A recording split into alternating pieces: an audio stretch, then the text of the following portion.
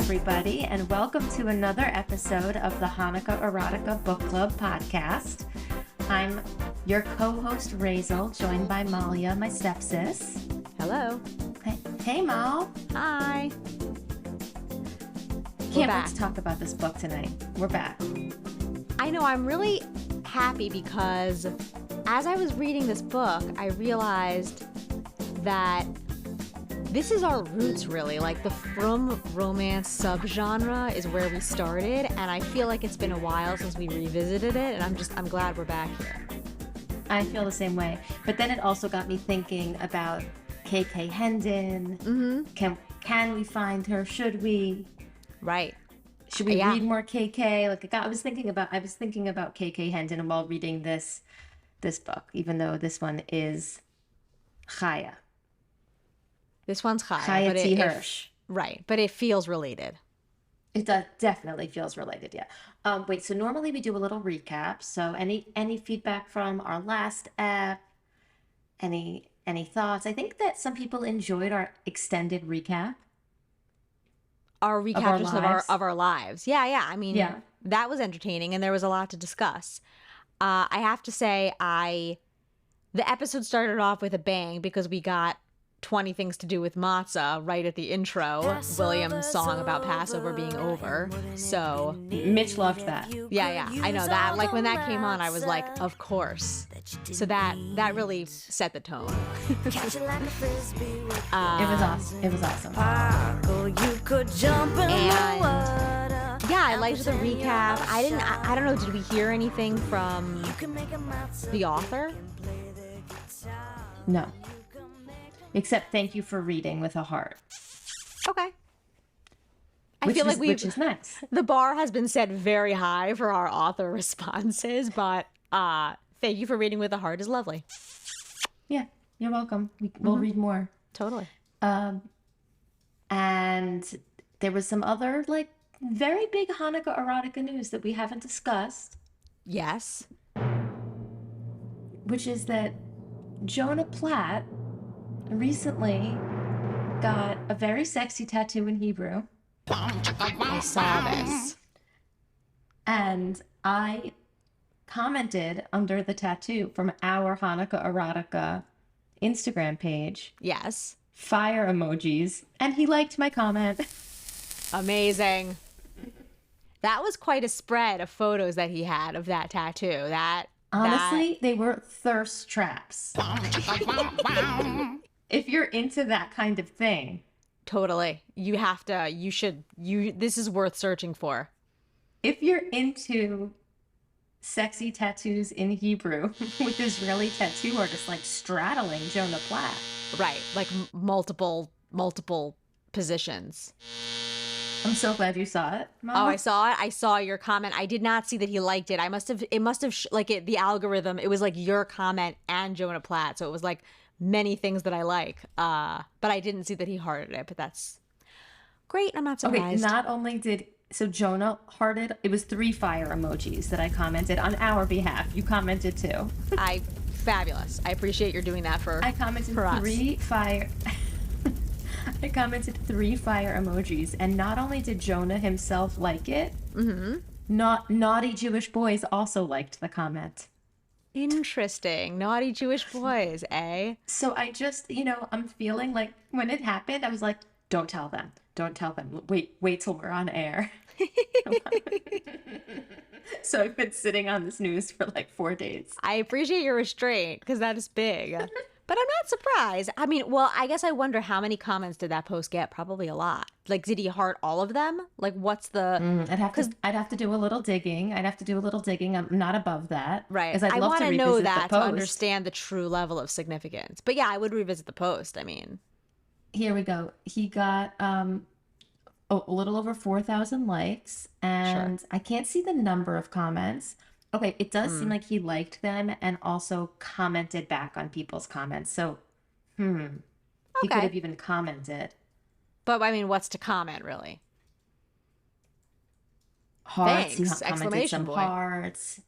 A fire emoji back. I don't know. He commented back. He commented, I love you to his friend. He commented, high praise coming from you, bro, to this guy, Josh Kaplan, with a blue check. Wonder if Josh Kaplan has a lot of Hebrew tattoos. And a lot of people were into this. Again, if you're into that kind of thing, this was a good one. It's this too shall pass in Hebrew. I wonder, I mean, does it's Jonah have other tattoos? honestly from the looks of his. Oh, wait, here's one. He has another on one arm. He seems like a tattooed person. I only see one other on his very Jewish looking torso. What makes a torso Jewish looking, I He wonder? just has like the right amount of hair. I love him. I'm so happy that we're connected and he had such a good time on this podcast. He's really, I mean, I feel he's really living his best social media life. It's like, I'm sure yeah, he is. He is. He is redefining anti-Semitism. Like, he's redefining anti-Semitism by like simultaneously posting like very serious reels, like deconstructing the Middle East, and then he's posting like photos of like purple-haired Israeli tattoo artists straddling him. So like, he has it all. He does. He does. Anyway, Jonah, we know you're not listening, but we love you. Rachel loves you. I love tattoos. Do you? I didn't know that. So like a tattoo in Hebrew during this time that says, what is it? Gamzu what? Gamzeya Avor, I think. Gamzeya Avor. Gamzeya Avor. I mean, say less. Loved it. So I had to talk to you about that. I didn't know you loved tattoos. That's new. That's a new piece of info. I really like tattoos. Like, for example, I love fake tattoos. I love those shiny metallic tattoos. Like you may have known that because obviously you have never seen me with a real tattoo. I've also never been in a position where like I'm like, this is the thing I want tattooed on my body forever. Like I don't have like a symbol that you feel that strongly about. No. And if I ever thought of one, like I would think of like. So I have thought of things in Hebrew. Like my sister-in-law has her kids' names in Hebrew, which I think is really cool and sexy. But yeah, I also just like, it feels like generational in a weird way. Like, or I don't know. It's also just like not that many people. I guess a lot of people I know do have tattoos, but it's like, I remember one of the birthright trips I staffed. Everyone was like 5 or 6 years younger than me. At the time, it felt like I was so much older than them, but looking back, I definitely wasn't. 100% of the people on, like 50 of them, all of them had tattoos. So what are you saying? Younger people have more tattoos, you're Maybe saying? it's And we were not of the tattoo generation? I don't know if it's, I actually think it might just be like about my social group. Like, I don't exactly know, like maybe being raised like, with like this like Jewish concept that like because like a lot of Jews have tattoos, but like this concept that like we don't get them. Yeah, but I think it's still a little taboo, Jews with tattoos. Right, that's why I did the fire emojis because yes, it is. Right, it's like a little it's a little transgressive. I mean, not like you said, like plenty of Jews have. But like them. think about just like like secular Israelis, for example. Sure. High percentage. Sure. Tons. Yeah. Would you be okay if one of your kids got a tattoo? Not now. Me? Yeah. I mean, I love tattoos. You don't have a problem with it. Well, from like a Jewish perspective, no. Yeah, or anything, Jewish or aesthetic. I mean, aesthetic, you're saying you love it, and from a Jewish perspective, I like tattoos, but again, like I like certain tattoos. Like I was thinking about this because I really got to thinking when I saw that his Hebrew tattoo on his pec. But like, here's like there's a kind of tattoo that like is not attractive to me, but it's not the trend anymore. It's like the biker guy tattoo, like the tattoo of like the 80s, like these like big images and lots of colors. Right. Now they're like small and they're cute and it's like maybe in black ink, but it's like there's whatever the trend is now, I like that. But also, would I like that on my own body in, God willing, 60 something years? I don't know. That's a really long time and it's permanent. Right. Well, anyway. Okay, a sexy Jewish romance about. By the way, there's a whole sub-genre of like tattoo artists, Jewish. Oh, I would imagine. I mean, that's like a romance. very, of course. I mean, I didn't know that, but I'm not There's surprised because it's a pretty sexy just so many idea romances exactly about tattoo artists. about And tattoo also artists. Wow. about the hero's the tattoo artist, and then maybe there's also ones where people work in the tattoo shop and get to know the artist because they're really deep because they're like these like really thoughtful sexy artists, and but they're intimidating and tons, and I've read multiple. And so what about a Jewish one? How hot is that? Like Israeli this whole Jonah Platt thing really got me thinking about Jewish tattoos and Jewish romances. I feel like it would be a great scene. I'm I I'm know, maybe feeling it would like be a seen. full book is a stretch, but I don't know. I also felt like that about other subgenres, so I'm obviously wrong. I think it's like this book tonight. I felt like had a lot of like great, just like romantic scenes, just like stuff that could be really sexy and fun. I feel like a tattoo, not in a Chaya T. Hirsch book, obviously, but in another romance novel, a scene in a tattoo parlor would be great. Yes, but when it is the setting of the entire book, then you get to dive really deeply into, the characters of these people, these artists. Like that purple-haired woman who did Jonah Platt's tat. Right. Yo, no, she was sexy. I I just know wonder, he's like, married no, of course. I mean, we get it. and it's all good, I'm sure, but like so sexy. Totally. I But wonder, like, usually in these stories, it's the guy. It's a heterosexual story typically. I'm sure there's some queer ones or reverse, but like typically the tattoo artist in the stories are like, the male lead. What were you gonna say? yeah, that makes sense. I guess I just wonder, like, Jonah Platt's photo series made it look very sexy. I just wonder, like, from my walking past actual tattoo places in the city, they don't look all that sexy in reality. And, like, I have zero experience with tattoos, but I have some experience with piercing shops, which I feel like could also be painted as sexy, but in my experience, they are not sexy at all. So I don't know. Yeah, they're I like guess you need the right clinical. scenario. They're clinical. They're a little grungy. Like there's photos of like, like out of context body parts that are pierced everywhere, which is like I don't know, not so sexy to me. Just like it feels a little in your face, and Totally. but in the right, I guess in the right company, in the right like set the scene the right way, it could be sexy. I guess by like on its own, it doesn't feel that way. Right, I hear you.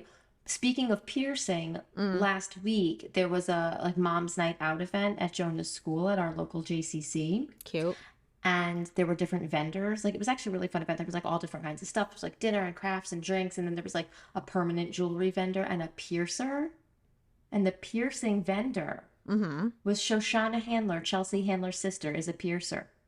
Oh wow, Thought that was cool. that is cool. And what, you could just get a piercing right there? Yeah, it was separate from like you paid you paid Shoshana Handler. Sure. It wasn't like come It one, wasn't just come like all, unlimited mobs. Right. Yeah, you could just like at the event get like a second hole or whatever. That's fun. That's a fun mom's night out. I know. Did you get anything? I know. What'd you say? Did you get a piercing? Guess. Really? No, guess, Oh, not yes. yes. Oh, I thought you said yes. I was not expecting that. My guess is no. No, I didn't. I didn't even hang out or get a look. I just kept walking. Gotcha. But that is cool. There was a long line. I just kept it moving. Yeah. I went It's not I went for the food. It's a good choice. Good choice. Yeah, because the last time I got pierced was a cartilage piercing at the exact place you're describing on like St. Mark's. Yeah. Not And that's not a sexy place. no, there's like still like a lump from when I took it out. Like I'm pretty sure it's like permanently infected. I was like, I'm good. Yeah. You've seen enough. Yeah, even just like maintaining Binny's 1-year-old pierced ears. Oh, does she have pierced ears? Yeah, she got them a year ago. And just like maintaining them with like the right kind of, ointments and solutions. Totally. The I don't have time swiveling. for that. No. Yeah, I like a second hole. I think it's cute. I don't have time for that. I hear you. Yeah, no. Good choice. Also, I don't know Yeah. if you noticed that my lighting looks different tonight because we were walking down the street in Park Slope, and as you know, there's a vibrant curb culture where people Of put their course. stuff out. And William found like a bag of like professional lighting and a camera mount, and he was like, the podcast, and he like took them. And the funny thing is, took them, we brought them, we were so excited, and then we were like, what is that smell? No. And like all the stuff like smells like some weird massage oil or something that someone was using together with this lighting equipment. And so it Oh my like if God. you get too close to it, it smells like someone's weird floral Porn oil. lighting. It's porn lighting. But we Park were Slope we porn were not lighting. deterred. We're using it. I think it's I good. see it. I see how well you're lit. Also, your mic is very well lit. Yeah, because it's the lights right here, like Yeah, yeah. right facing the mic. Yeah, it was worth it. I I've gotten some great stuff from the curbs, from Stoops in Park Slope. A Things you still bag of have? giant toy cars, a bag of toy cars that I gave to my nephew at the time. Oh, that's great. Yeah, yeah, yeah. You could Really good find. totally. Butterfly wings. There were huge butterfly wings that I saw just put on. Walked down the street with them on. It might have been right after Halloween. Really good costume. Yeah, yeah, yeah. Huge. That's great. That's But what if fun. some, have you gotten some other, I mean, this is a major find, some, porn lighting, but have you found other stuff This is a major lately? find, but did I tell you my insane story about the breast pump that I found? Remind me. Okay, this is a crazy story. William found a breast pump in one of those like bags that are for like traveling with a breast pump, and In and of itself, a few $100s, just the bag. totally. Yeah, yeah, yeah. And so he sent a photo of it to me and he was like, "Isn't this the brand you use?" I was pregnant at the time. This is like 5 years ago. I was pregnant at the time with Barry. And I was like, "Oh yeah, that is the brand I use. Take it. I'll like use it as a second pump." For That's our great. listeners who care, was it Medela, Spectra? What brand were you using? It was Medela. I switched to Okay. Spectra later on, but I actually don't think Spectra existed when I first had my first kid. And then I ended up switching to Spectra, but at that point it was Medela. So this was a Medela pump in the Medela brand Got bag. it. Yeah, So gray and yellow. I'm picturing it. exactly. So William brings it home. I stick it in my closet. I don't really look at it. And then a couple weeks before my due date, I'm like taking out all my baby stuff to prep it. And I take this pump out and I'm like, I should just I'll test it and see if it works. So I'm opening it up and I open up sort of like the side, not the main pocket with the breast pump, but a side pocket. And I reach in and I'm like, oh my God, William.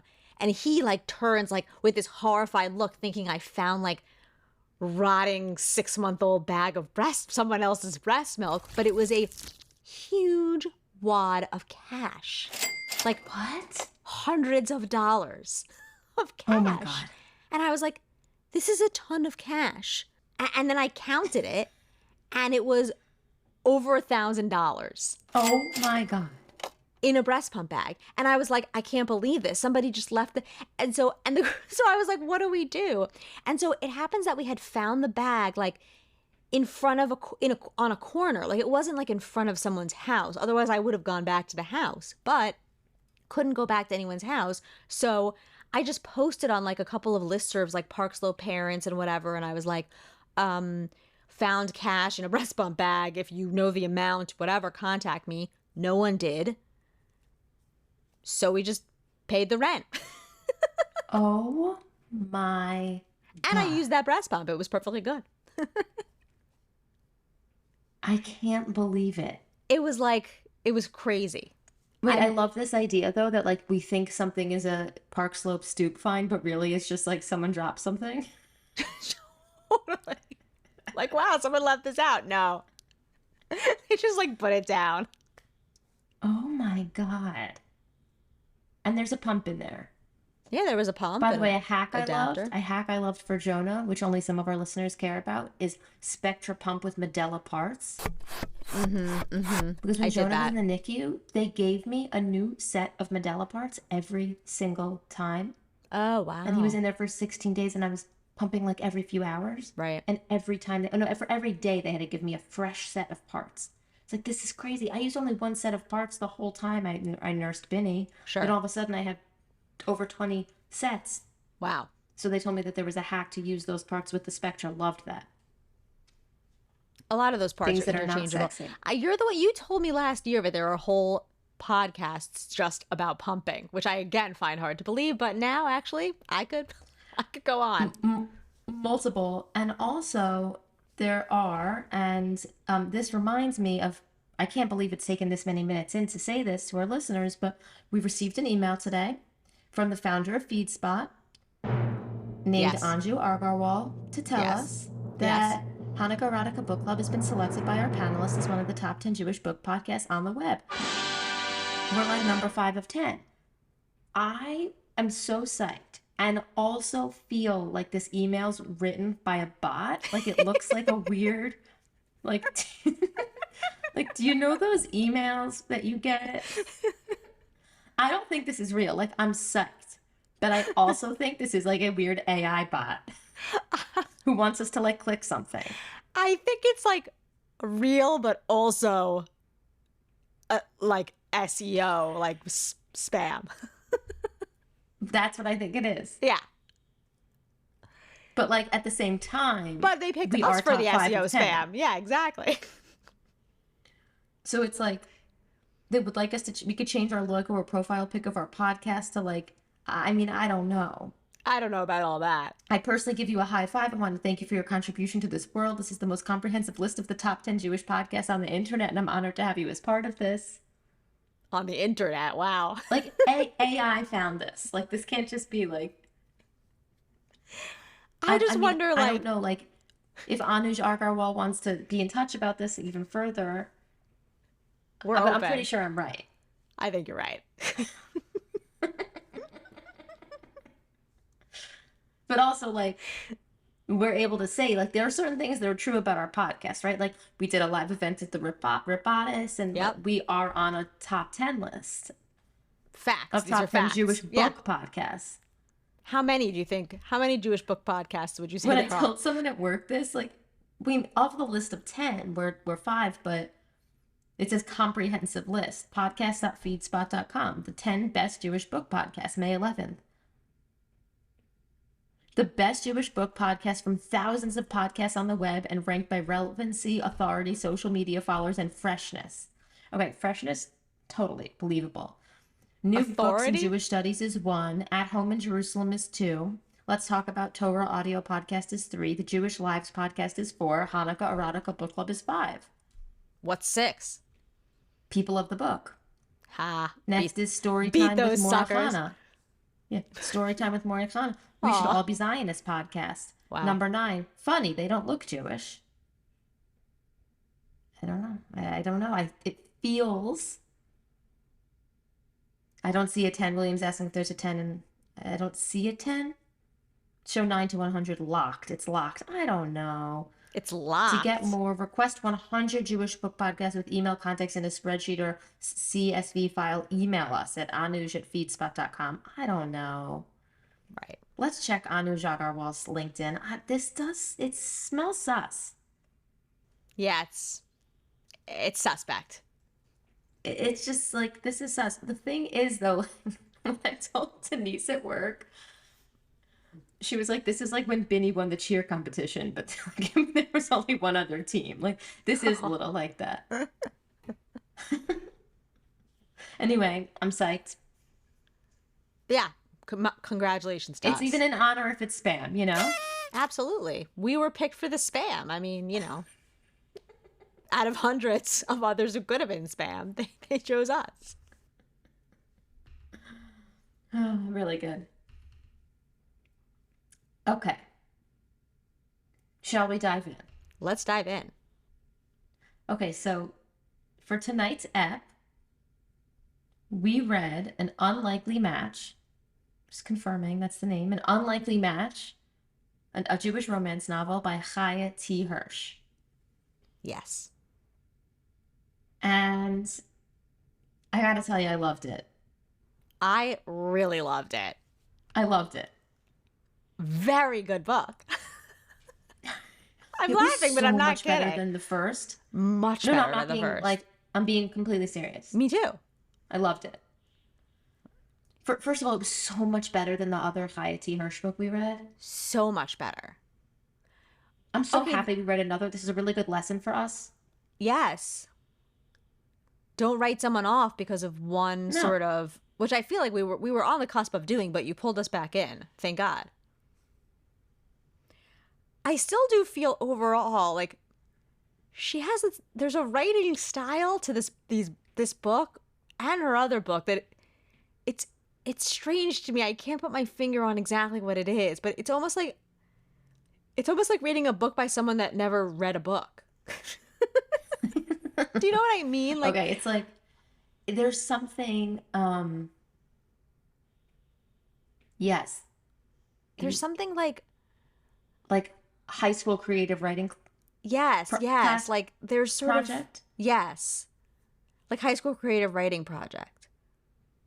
But it's really good. It's a really good high school creative Oh no, it's writing project, great. but it feels like there's some things There's about like details missing. setting the scene, yes, exactly, that just Yes, no, aren't there. there's details. There's details missing.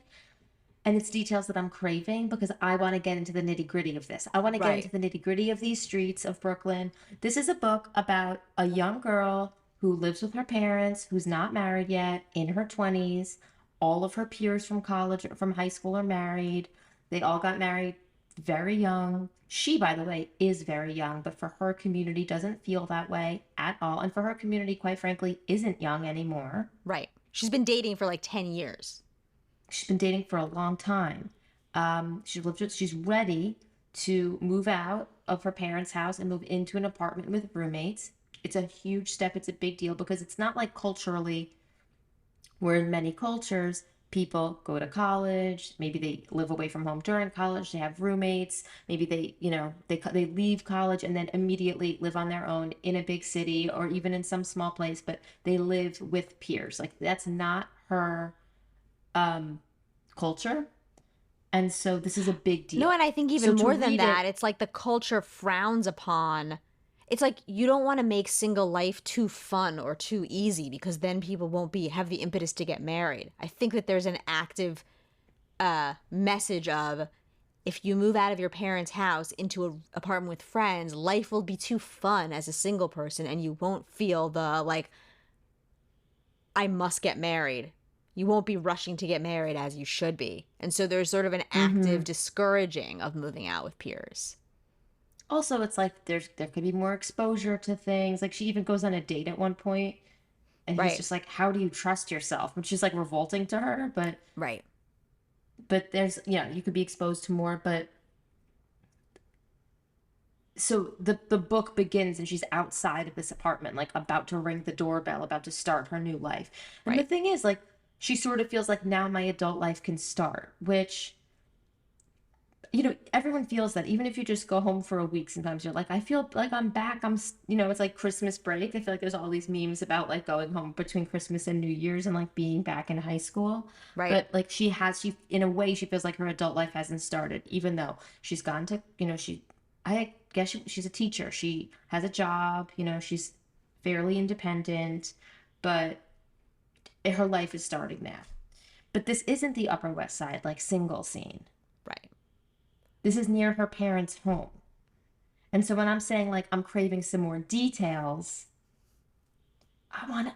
she describes, for example, like the apartment as being like designed really nicely, but it's like describe every inch to me. Like what's the wallpaper look like? What does the furniture look like? What pieces of furniture are in there? Like you had a you had a couch, Mall, in your apartment that was like from the lobby of the Granite Hotel or Concord or something. I think it was the Concord, or maybe it was the The Nevele. No, Concord. the Concord. The Concord. Yeah, yeah. The Concord. It was Mm-hmm. from the lobby in the Concord. Yeah, my roommate Miriam's family bought it at the auction when they sold the Concord. And I guess they auctioned off all the like couches in the lobby and they bought one. She thought it was so cool and it was really nice looking and hell to sit on because it was like a hotel lobby couch. Like the back was like cardboard. Like you could every time I would flop back on it, you would like spring forward because it was just cardboard catching you. Totally. But such a good line. Like such a great tit fun fact, you know? Yeah, that would have been a good No better illustration fun of our, fact. if I was describing our apartment, that would definitely, that would be a part of the paragraph that isn't in this book. Right. So it's like the details, like describing the scene, describing the setting. Also, I know I mentioned this in other books, but like because this is a book that involves like a lot of Shabbos meals, Yes. I want to know what's on that table. Also, at one point, one of the roommates is like, oh, I can't go food shopping. I need to work an extra shift. And she's like, oh, I'll go shopping. And they're just like, great. And I'm like, no, no, I need to see the list. Right. What's she getting? Are Right. croutons going in that soup? Who's making? There's a lot of, they're cooking for each other a lot, these Right. roommates. Yes. Right. I Like need a she'll little be bit more like, detail. dinner, I looked at I picked something to make. And then she makes something. No, yeah, give me the details. Right. Right. And there And is I some think mention that's of what like you're missing. Hamish Shabbos food. Like they talk about gefilte fish, talk about chicken soup, but there's no, right. It's very heavy on dialogue, like tons of dialogue. Yeah. Another thing about that first scene where she's going into the apartment that I felt was relatable even to us from our Upper West Side days was like, I know she says she was surprised that the apartment was so nicely decorated because most people like don't want to invest in nice things because they're like waiting to get married and they know this life is so temporary. And so they're just sort of like, they're waiting for their married life to get nice things. And these girls were an This exception to that. And I feel like we actively discussed this when we were like, I feel like you were like, can I buy a Cuisinart mixer? yes, also like um in the movie we saw at Mood that we've discussed on this podcast before, Sure. there was like a whole like a girl was sitting on a milk crate being interviewed. Do you remember this? Yes. Like they were like milk crates Right. were being used like As furniture. pallets were being used as coffee tables. Milk crates were being used as someone's office the desk. Yes.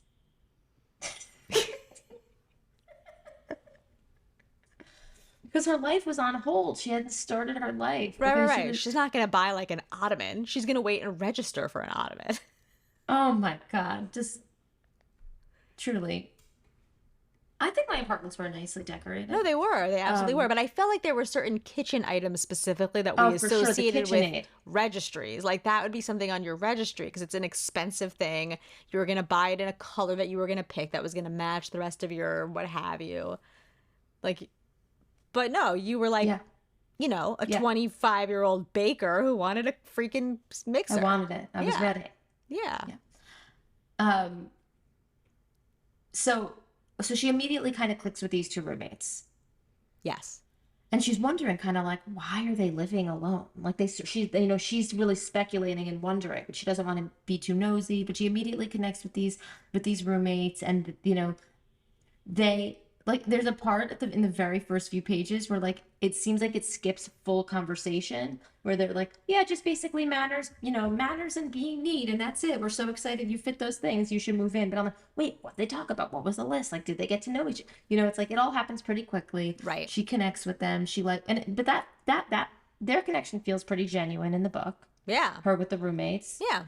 You know, she finds out that they've been living together alone without family since seminary, which means since the year after High school. high school. Right. So for a long time. Yeah. It's because one roommate has lost her mom, not close with her dad, and the other roommate to be a good friend to that one. Exactly. I imagine there's a sequel about these other roommates. Oh, that didn't even occur to me, but it makes sense. Seems like it's building a lot of the foundation for that. Totally. Even at one point, one of the roommates like, I don't know, I'm so boring. I don't have any skills. I like to sing, but I can't sing in front of a group. I'm like, Yes. oh, she's a character. She's a Right, character. in right, another right. book This is for a whole sure. thing. Right. Yeah. Our main character's name is Batsheva, and she's a teacher at a Beis Yaakov. Oh, that's cute. Her name is Malya's a former- Batsheva because you find out she's the youngest of 7, right? And Batsheva means like 7th daughter. Oh yeah, that's why. And also, what I thought was funny is that at one point she's at the Beis Yaakov at work at school, and like someone named Chevy comes by and they're talking, and I'm like, wait, is she Chevy? Because like I thought Chevy's a nickname for Batsheva. I'm like, is she Chevy? But it's like no, like their world is such that like there's multiple people named Chevy around. Like Totally. There's Chevys on every corner. it's like Yeah. in a lot. That's true. Totally. Chevy. Because it could be Batsheva or Elisheva. So Chevy yeah. was not hers, another character with the same name, and I liked it. Totally. Anyway, so because she wants to meet someone, and she has major trust. Like she talks often, like she has trust in Hashem. At one point, it's like, I've dated quite a bit. It's not that I've given up. No way. It's just that the older I get, the harder it is to find decent guys. But I know my man is out there somewhere. I just have to be patient, be hopeful, and trust that Hashem will take care of me. she has a lot of faith and she has a very good attitude generally. Totally. Yeah, she's very positive. She's also another one of these a religious character who like she goes through like sad. I guess she's her mood goes up and down, but she never questions like her community or being there or her religiosity. Like it's completely it's a non-question. Yeah. She's super committed. Yeah. To her Judaism and level of observance, for sure. Yes. It's just like also like in the fabric of everything she does. And Chaya T. Hirsch is like at the very end, there's a glossary to define some of these terms, but like Malya and I often enjoy, like they're just woven in. Like there's davening, they're just like without defining terms, all of the kind of Jewish rituals are just woven into the book. Right. You're just like in the world. Yeah. It's not like I teach it at Beis Yaakov, like an all girls, Orthodox Jewish day school. Like it's just the Beis Yaakov is there. She teaches there. We should all know what it is. Right. Yeah. And lucky for us, we do. Mm-hmm. So she basically decides she's moving in right away. And then she learns that like, the tradition that these roommates have is to often have Shabbat meals with these two guys. Right. A brother of one of the roommates and his best friend. Are we ready to go there? Let's go there, yeah.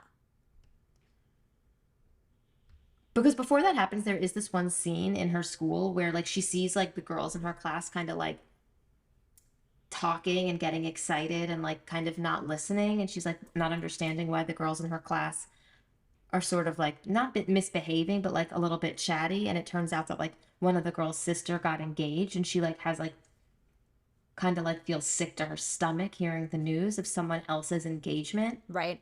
So it's like it's very clear that like seeing people younger than her like continue to find matches is really getting to her. Totally. And there's some chatter in the school like why is she single? Why is she so great? She's so fun. Like so it's very clear that she's really well liked and that her students love her colleagues love her. But she hasn't met anyone yet and she's really feeling it, Yes. I also like that but there's also matches. What were you going to say? No, you go on. There's also like a matchmaker calling her mom. Like there is also like kind of a steady stream of matches for her. It's not like the phone's not ringing. Right. Totally. But it feels like she's going on a lot of first dates. Like nothing is taking at all. She's not clicking with anyone. Right. And I feel like, another thing that I also liked is like she has a really lovely relationship with her parents, I think. Like her parents, and I felt like the book did a really good job of painting like the picture of her parents sort of wanting her to get married and kind of being maybe concerned that she feels sad or excluded, but also feeling being very reassuring, like don't worry, the right person is out there. You're wonderful, not at all disparaging or putting her down. And like, I just thought it was a really nice depiction of that. Yeah, that's a really good point. That's true. I feel like the reality of what we hear is different. Like parents putting pressure or like their kids not even really talking to the parents about it because parents are putting so much pressure and actually adding stress to the situation kind of thing. Totally. Or just being nagged like, go out with him again, try this, try that, like all these kind of desperate strategies. Whereas like there's one point in the book where she goes on a date and that's the same guy, the guy who doesn't like her because he's turned off as she's living without her living on her own. And when she tells her mom, she's like reticent to tell her mom that like she's not going to go out with him again. And the mom's just like, don't worry, he wasn't for you. You're still going to find someone. Like, I feel like you'd think the mom would be like, what did you do wrong? But it's not like that at all. It's not. Yeah, it's nice. Okay, so Shabbat comes and Daniela's brother walks in with this other guy, Moshe Binyamin, but he goes by MB. MB. Do you know any from guys that go by initials like this? See, I feel like I do, but nothing's coming to me. Do you? Not that I could think of. I can't think of But I anyone also either. feel like maybe I do. Like maybe I'm missing a biggie. Right.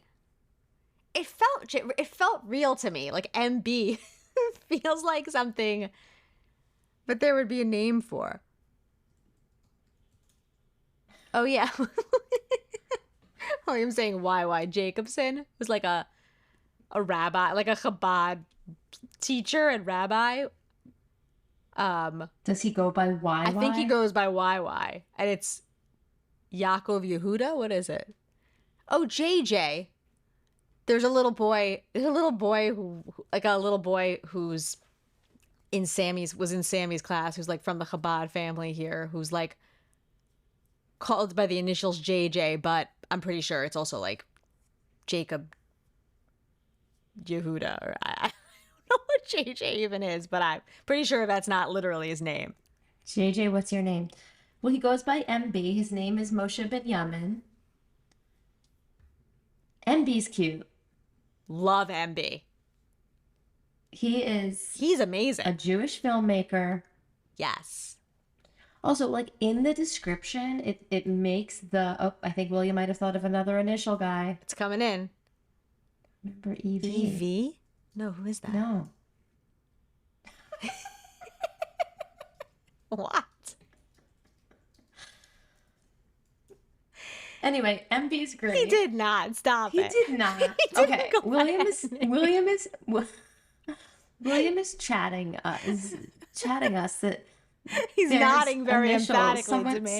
Someone goes by the initials EV, who we know, who doesn't go by that, and then he's saying he really went by that name for real. But if he that's did, that also was a not long even time ago. comparable. It's not like it's not a two word Two first names. name. Not His two name first wasn't names. EV. That'd be like if you were like WL. Like that's not. Okay. Speaking of, though, EV, I don't know if you're aware of his position with regard to what's going on in the world. I'm not aware of his position with regard to what's going on in the world, but I don't often come across EV publications. Let me say this. I'll say this. Like, I can imagine. Maybe like 5 months ago, I ran into an ex in the train station. Okay. And I texted my friend Rebecca to say I ran into this ex in the train station. And when I spoke of one ex, it reminded her of another ex, EV. And she goes, "What's going on with him?" And I didn't know what was going on with him. So I looked him up. Okay. And I literally texted back, "It looks like he just got arrested in support of Hamas." Sounds about right. Literally, that was my text back. It looks like he just got arrested last week in support of Gaza. So anyway. He was always a supporter of, diasporism, so not shocked. Moving on, MB is different. Agreed. MB. Now, again, in the description of the book, it seemed like the issue is that MB was too immature, but that's never the issue. His maturity level, Moshe Benyamin, MB's maturity level is not an issue in this book. He's like the most mature person ever. He's younger. He's Right. so mature. The issue is that he's younger. That is the only issue. Several years younger, but not his maturity.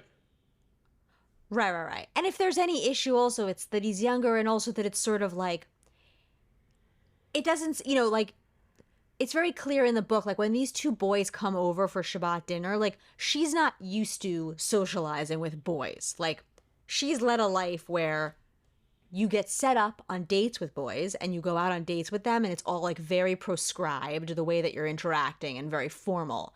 So I think it's also just kind of that like there's no like route in her mind for anything to develop with MB. He's just like there's no way to make that happen. Do you know what I mean? Yeah, I mean, I remember at one point she's like, the roommates are like, "Is it cool? Like, is it okay? My brother and his friend who was come over for Shabbat." She's like, "Sure, my parents invited guys over for Shabbat all the time, like random people from shul." Like, she definitely has had, but it's different than socializing among friends with these two guys. Totally. That's like her as a kid and her parents. I think it's completely different. I agree with you. So she doesn't have this experience, and I guess that the idea of starting a relationship in this way organically, right, without being set up, right, is also unusual and unexpected for her. Right. But they don't, it seems like no at this from the get-go she likes him. Like it doesn't feel like she's not in like with him yet or in love with him or anything like that. I don't even think she realizes or even has a crush. Like I don't think she has this experience where she gets to know him and immediately is like, I want that. Like she doesn't have a crush. She just like I think she thinks he's likable and they become friends. He Yes. also becomes someone she relies on and he becomes extremely helpful to her. Yes. And he's like very willing to extend himself for her right away. Yeah, like he's basically her handyman. He's like her personal assistant. Yeah. And AAA. He's always there to like pick her up, take her car into the shop. Yeah, she's like in the 5 towns visiting her sister, and he schleps to pick her up from Brooklyn. Because he doesn't want her to have to take a cab home when her car breaks down. Like, he is a very generous and always there for her, but also like doesn't want to be thanked or paid back in any way because he seems like he genuinely wants to be there to be helpful for her, and also because like he really likes her. Yes. So then she gets invited to her high school reunion. Also, she's from LA and her family relocated to Brooklyn from LA. Yeah. So like her whole high school world is in LA. It seems like you were going to say something. Yes, before we get to the reunion, I just wanted to bring up one thing. There's a long scene that basically involves Batsheva and her roommates and one of the brother and MB playing board games. Like it's almost like a real-time play-by-play of them playing like Pictionary and whatever else, Taboo. I don't know what they're playing. I personally find board games very not sexy. Like, I have no interest in, like, falling in love over a board game. No, does not do it for me. Okay, I like games, especially the right game. I'm definitely more into playing board games than cattle ranches. Okay. Like, on the spectrum. Like, I'll give you this. Right, from tattoos, from Jewish Hebrew tattoos to cattle ranch. You'd put this somewhere, what, in the middle? High, honestly. Because here's the thing. This first night Mitchie and I met was New Year's Eve. Right. The following weekend, Mitch came back to Brooklyn because we like hung out. We like invited people to some brewery in Williamsburg. Mitch came back. And this place was like a like bring your own board game type place. Mitch brought some. We sat around a table and we played this game called Wits and Wagers. I enjoyed myself. Great. I was excited. Great. No, listen, anything that you do with someone who you're into is going to be, sexy and fun. I'm just saying, as a scenario, I'm not like, it's nerdy to me. It's overly involved. It's like competitive. People get competitive in a weird way. I'm not with it. Yeah, as a scenario in a book that's meant to be like a sexy escape. Right. I don't need to see a play-by-play of Pictionary. Though I did, whatever was happening in the game, I was like, is this Muksa? I definitely had this feeling. I flipped back because I thought it was Shabbat, but it was Sunday. Oh, it was a Sunday. They were like, she started to draw, and I was like, draw? And then I literally flipped back. It was Sunday. Okay. But yeah, I mean, in Orthodox, with Frum Jews, like board games are like a Shabbat, I think are a Shabbat pastime. Staple. Yeah. So it's weird that they were doing it on Sunday. There's so many games I don't know about that go on Shabbat. Yes, like long games for these long Shabbat afternoons.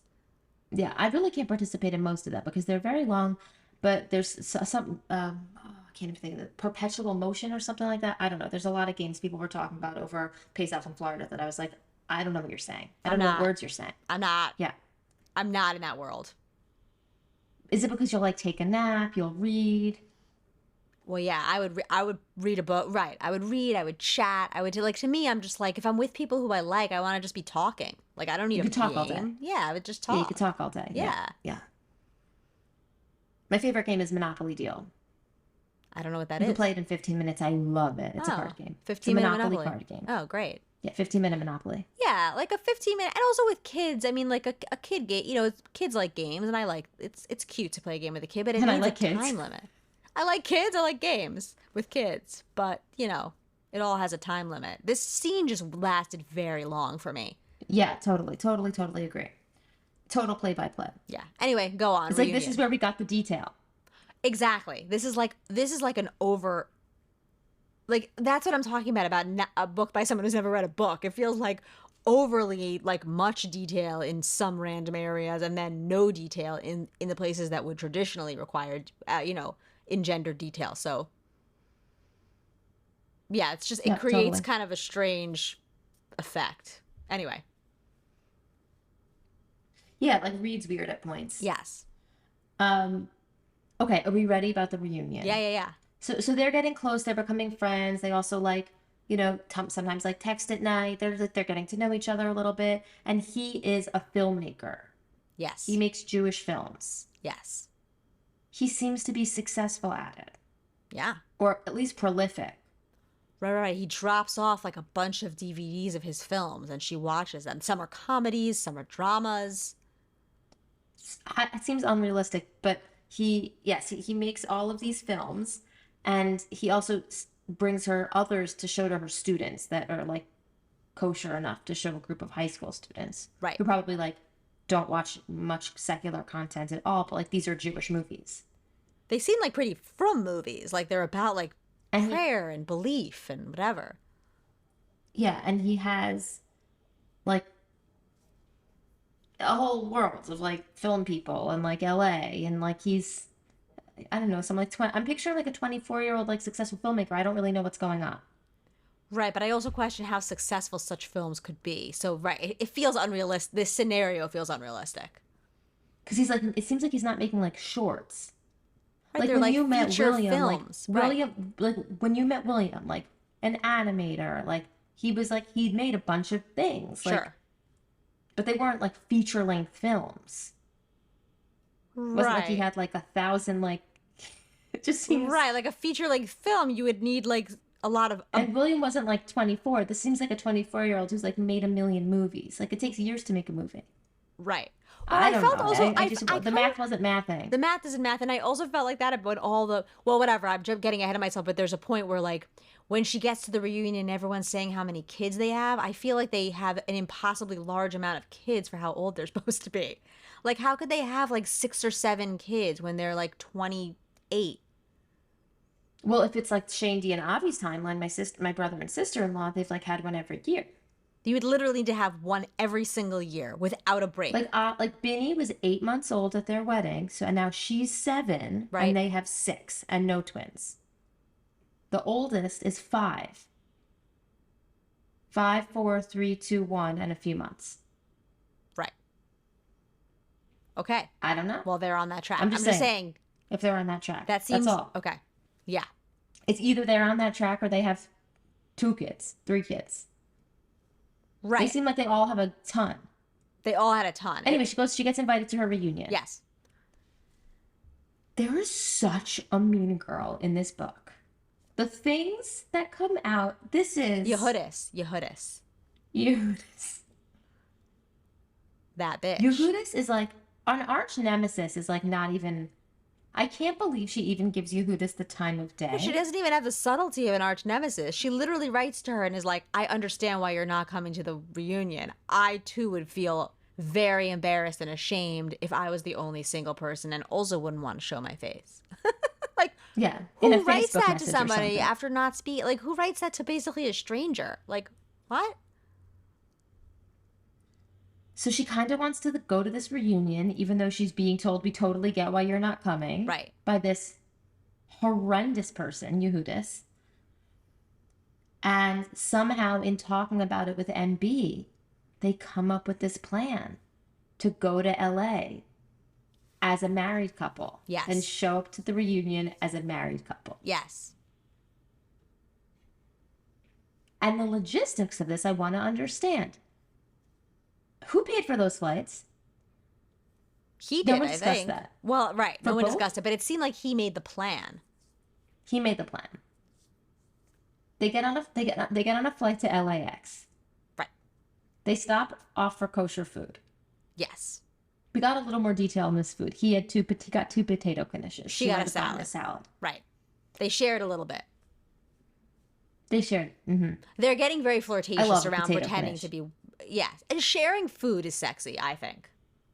Oh, absolutely. Except the sandwich. I'm grossed out by a bite of a sandwich and then a bite of a sandwich, a sharing of passing Oh, back and forth of a sandwich. What? No, you give a Disgusting to me. half and a half. You Exactly, a bite half it. and a half is fine. I think we've discussed this before. I've seen a bite and then a hand passing of to take a bite out of someone's sandwich. I just find that to be absolutely vile. No. That's revolting. Who does that? That's how I feel. But yes, splitting a sandwich in half, of course, you cut a half. Oh, Yeah, amazing. That's what a sandwich is for. of course. But anyway, they get they're starting to get flirtatious, pretending to be married. He starts to call her wifey. Yes. Now, she must not know the term hubby because she calls him husbandy. Husbandy. I'm like, Chaya or Batsheva or whoever. the word you're looking for is hubby. Right. Husbandy was making me laugh. So they're having a good time. Yeah. And they're like kind of getting in character. But the thing is, like, at this point, oh, wait. It's like some weird things happen at this reunion. Well, first of all, they first show up in the reunion. There's a sign on the door that the reunion is postponed for 2 hours because the nemesis has like an emergency and needs to take her kid to the doctor. But then that's never mentioned. And she's just there with her husband like nothing has happened. Don't you feel like an emergency that requires like a doctor's visit would like have some lasting effect? Like no one's like, how's your kid that you just rushed to the doctor? I don't know. That seemed weird to me. Yeah, who's with the kid now? Right. They just had an emergency with the kid and they dropped them off. Also, like the way my reunions work, like nothing would delay it. Like you show up. Yehudis will be late because she's at the doctor getting the strep test, but like the party goes on. Right. It's not Yehudis' wedding. Right. It felt like since she was the organizer, it couldn't go on without her, but that doesn't actually make any sense. Right, like we do have an organizer of our reunions. My childhood very close friend Stephanie Klein organizes all of our reunions, and like it would be tricky. Right, if Stephanie had to bring her kid to the doctor, what would you all do? I mean, But like the place is reserved. It's booked. She'd be like, "Party without me, guys." Right. The food is booked. She's not like in the back making the food. Like, what's done is done. Yeah, so that was weird. Right. Wait, you have elementary school reunions, or are you talking about high school reunions? They're high school, but Steph and I went to elementary school together also. So like I've known her since I was 5, but she always plans them. But it's like unofficial, right? Like it's not like planned through the school. Sure, I just think an it's like elementary school reunion is a rarity. Like, do people have elementary school reunions? I kind of want one, but I feel like, by the way, your dad maybe had something like with his like fourth and fifth grade thing he was in. Yes. Well, yes. Well, first of all, my dad is like Mr. like stays in touch with everyone and never lets any relationships go. But he did organize a reunion for like a special advanced class he was in where they did 4th, 5th, and 6th grade in 2 years, and they had the same teacher for both years, who was like very beloved and close. My dad was close with him like his whole life, and he died a few years ago, but before he died, my dad organized a reunion with the teacher and all these people who were like 60. Yeah, it's really nice. But that's an exception. Like that's not a normal thing. No. The ones I'm talking about that this Stephanie organizes are high school reunions. Yeah. The most recent one was when Jonah was in the NICU, and I was like, I can't do it. Right. He actually was coming out the next day, and like I was at NYU with him, and it was like a few blocks away. That's funny. It was like downtown, and I was like, I just can't. Like I have a hospital bracelet on. I have a baby in the NICU. I can't. Yeah. So I didn't go, but I like them. I like to keep in touch with people. It's fun. Sure. And also like some fun things have happened at our high school reunions that are like would be great for a romance, actually Jewish romance. But like at one of our high school reunions, like in the middle of the dance floor, like high school cool girl and a high school nerdy boy like started making out, and it was really fun watching. Wait, how long after high school was that? That was at the 10-year. Wow. It was really fun. Just watching it was fun. Yeah, William lately has referenced a couple I think 2 different people from his high school who like were in totally different worlds socially, and then like had their own whatever marriages and children, and now he sees on social media have like gotten together, like whatever, It's however cool. many decades later, and it's like very adorable and also kind of crazy. Yeah, totally. That is the stuff of romance books, though. That's very romantic. It is. It is. Okay, well, we'll move it. We'll move it along. We see you I went to an actual all girls high school, which has like this. like Yes. this, which has not an elementary school, but a high school, which as far as I know, has never had an official or unofficial reunion. But I do remember years ago talking about like when we were both single, but also like getting to be on the older side for Broria High School to still be single, and talking about like what would be more horrifying, showing up single or showing up with like a same sex partner. Because that would be so like such a stigma for that community. Huge stigma for that community, but so is still being Still, single. you think? A same sex partner? Yes, Oh yeah. currently. Yes, Yes, yes, I yes. guess so. I think so, yes. I think. I mean, well, maybe less so. Yeah, It's it's a just pretty like it's just so. from It seems like so. But yeah, it's a really religious community. I don't really know. religious because someone did start a WhatsApp group for our high school, so now I'm on the WhatsApp group, and the chatter is such from chatter. Like sometimes I don't even understand what's being referenced. It's like a lot of like, where can I go out to eat in Lakewood? Wow. Just like a lot of like videos of rabbis who like I don't know who they are, but everybody else seems to. It's like a really from WhatsApp. So yeah, I think it would You're be a on a stigma. WhatsApp from your high school peers? Yeah, like Bruria High School class of 2001 WhatsApp group. What? Is that weird? That's bizarre. That started when? I don't know, like 20 years after? yeah, yeah. Like started maybe 3 years ago. There was some event for like a longtime teacher who was retiring, and Something like a reunion. like something akin to a reunion that I had nothing to do with. But I think from that there was a WhatsApp group, and then actually our friend Talia, who's I think basically the only person I'm in touch with from that, actively in touch with from that That class year. that year, was like, I need to add you to this WhatsApp group so you can see how from it is. And then she added me. I don't know who added her, but someone else who she's connected with, I guess. I feel like Talia in our 20s like had a lot of really close friends from high school who were married Yeah. and felt some of this Batsheva stuff. Totally. And And I remember feeling like we're young for that. But I guess there's just like a flurry of people who get married right after. oh yeah, because I haven't experienced any of that at the all. people on this WhatsApp group, their daughters are doing gap years in Israel in seminary now. Like they had kids 17, 18 years ago, Right. which to me seems unthinkable, but they're all talking about like the seminaries that their daughters are at. Yeah. So yeah, it's Yeah, like a whole it's different really timeline. a really different timeline. Yeah. Anyway, Anyway, I can't believe you're on this WhatsApp chat. I feel like if I need to hear more.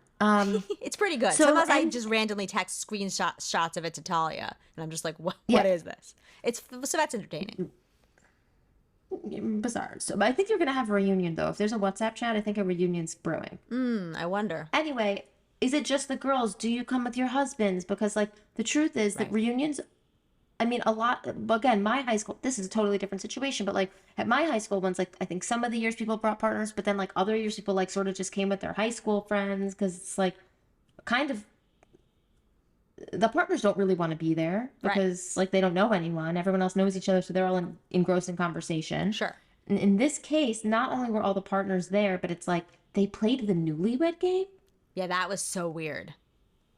So what? Why are they playing the newlywed game at a reunion? It's like, let's play a game to see how well we know our husbands and how well they know us. Right. Like, what is that? How is that relevant to anything related to our shared experience? Who we are in Right. our high school and our relationships and our high exactly. school experience. So weird. But they did pretty well at the So newlywed game, right? weird. As a fake couple. I think as a fake couple they did really well and they had a really good time and then like they missed their flight because of the delayed party start and they had to stay overnight in LA. Right. And they go to this gorgeous hotel and she's sort of like never been to anything so nice in her life. Right. And she's like, what is this? I think that like fish out of water, like what are these luxuries? Like there's something about that that sort of like irks me. I Right. mean, like she's a person who's from LA and then moved to Brooklyn. Like, well, Right, like how why are nice you of a like hotel? I get it. There's really nice hotels, but like, is it that shocking? Like, come on. this seems like a palace. This seems like a palace. I'm like, What are you seeing? I It's don't a, I don't know. Like, know. It's an upscale hotel. it Right. It just too seems much for me. overblown. Yeah, I agree.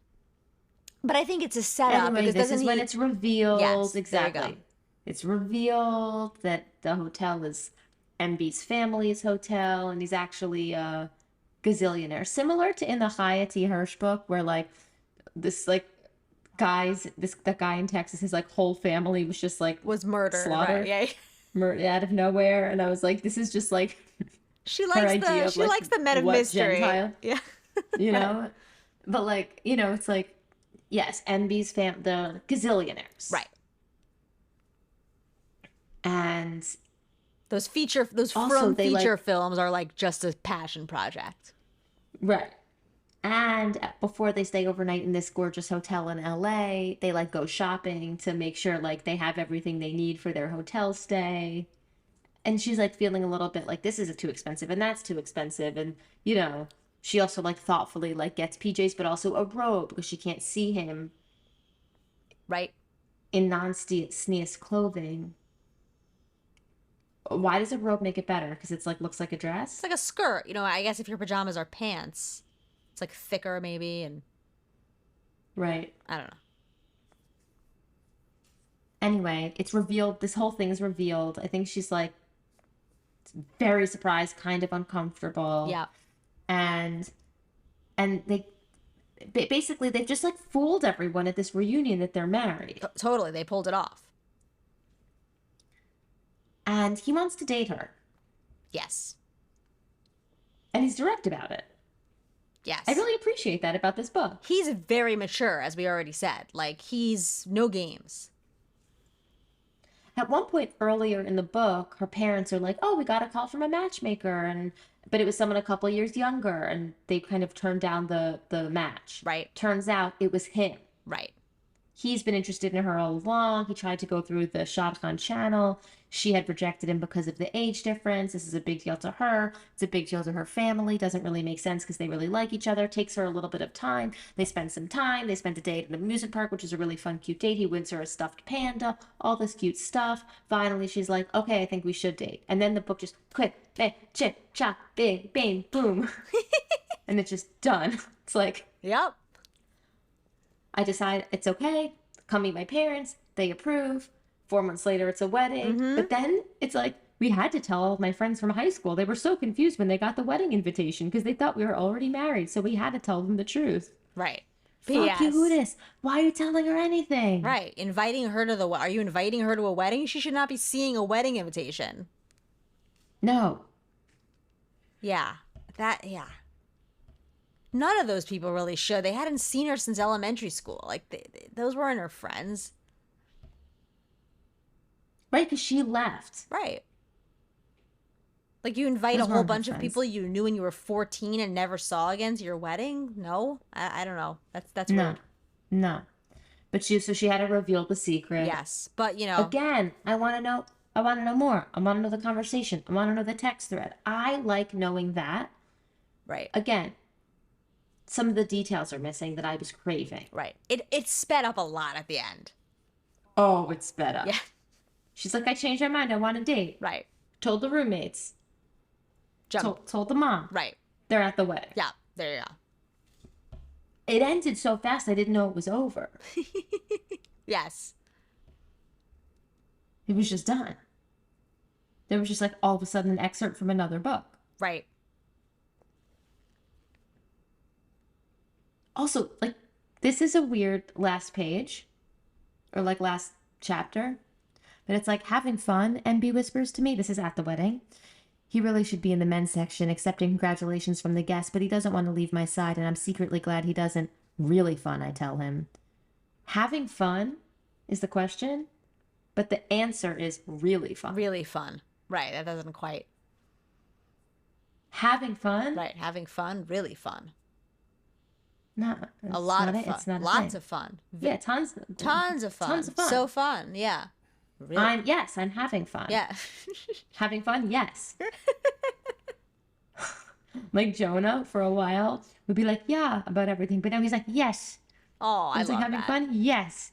But like really fun. Really fun. I tell him, but this doesn't compare to the fun we'll have for the rest of our lives. He beams, you know it. I spot a few of my high school classmates walk inside and they don't hesitate to wish me an MB Mazel Tov.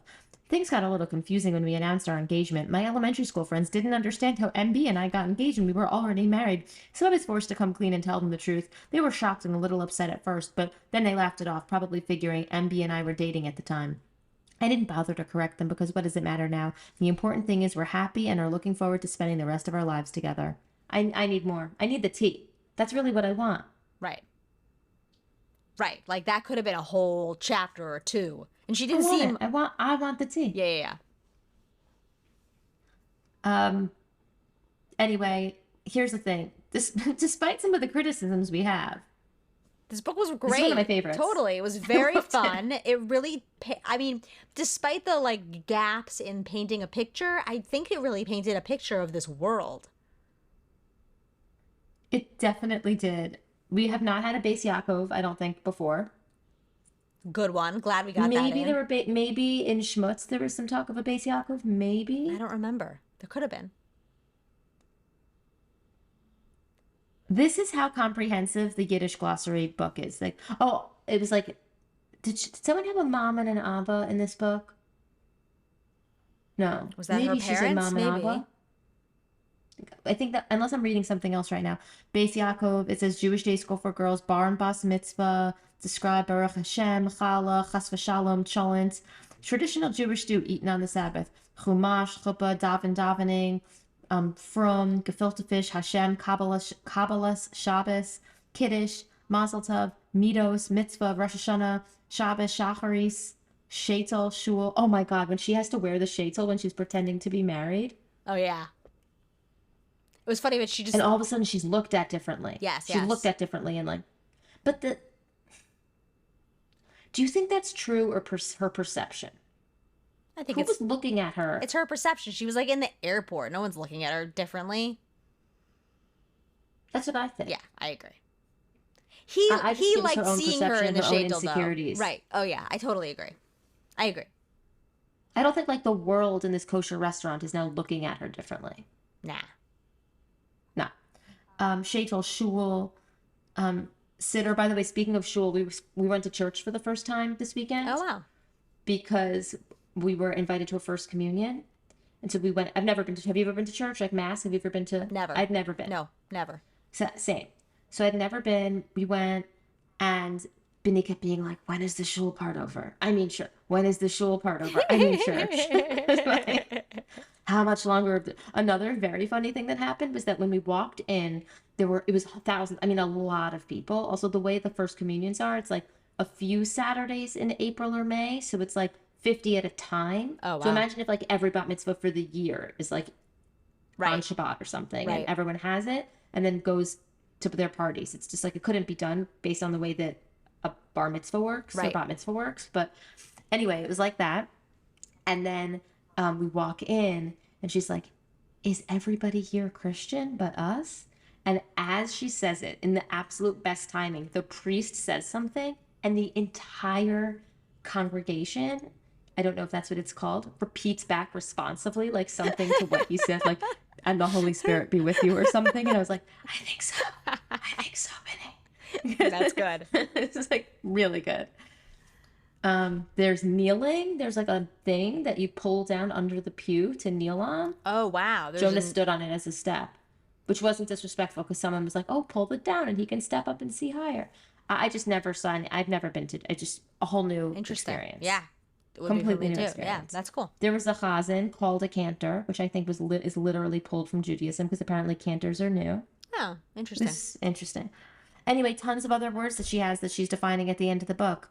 I'm not going to keep reading them, but tons and tons in here about the author. Chaya T. Hirsch is an Orthodox Jewish woman who lives in New York.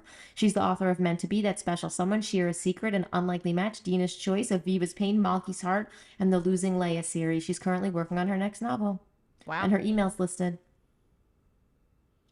I can't wait to read more.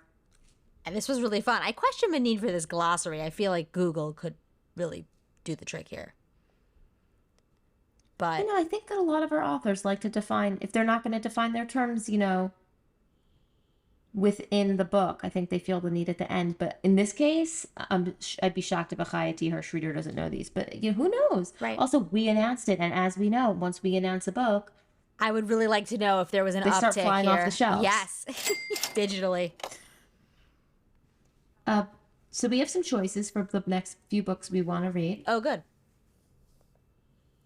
We could revisit some of the books we talked about last week, if any of those tickled your fancy. Okay.